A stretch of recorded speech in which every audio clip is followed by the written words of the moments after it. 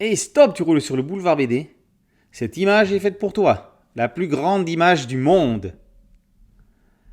1973. Dans chacun des 52 numéros du journal Tintin qui paraîtront cette année, Turk et De Groot signent un dessin. Mis bout à bout, il constitue une seule et unique image, tout simplement, la plus grande image du monde.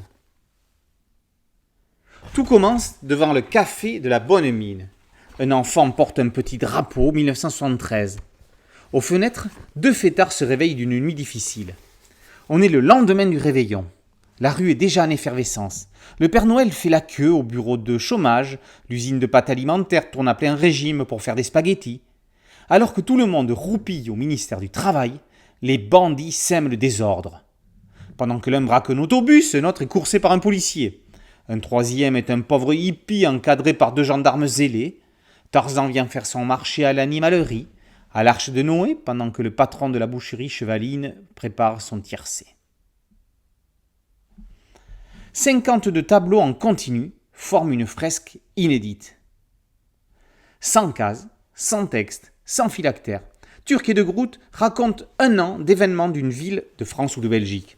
L'ensemble se lit comme une histoire aux multiples personnages éphémères. C'est un exploit artistique d'une part pour les auteurs, technique de l'autre pour l'éditeur.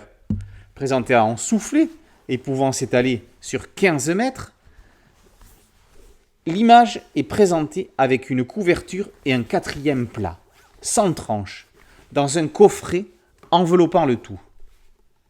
Les auteurs glissent çà et là quelques clins d'œil à certains de leurs camarades du journal.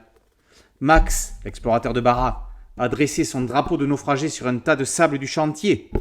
Ricochet, le journaliste et détective de Tibet du Château, est dans sa Porsche sur un camion transporteur de voitures, tout en tirant sur le voleur qui l'a subtilisé.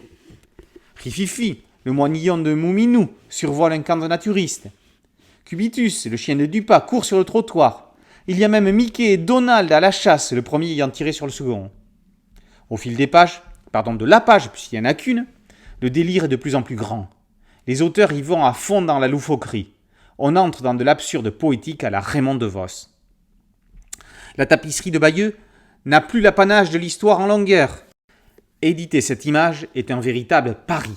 Les fans de Léonard, Robin Dubois et Clifton retrouveront avec grand plaisir le duo aux manettes de ces séries dans un exercice de style inédit, cinquantenaire et depuis lors jamais réédité. La plus grande image du monde par Turk et De Groot est parue aux éditions Le Lombard.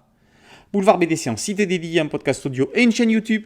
Merci de liker, de partager et de vous abonner. A très bientôt sur Boulevard BD. Ciao.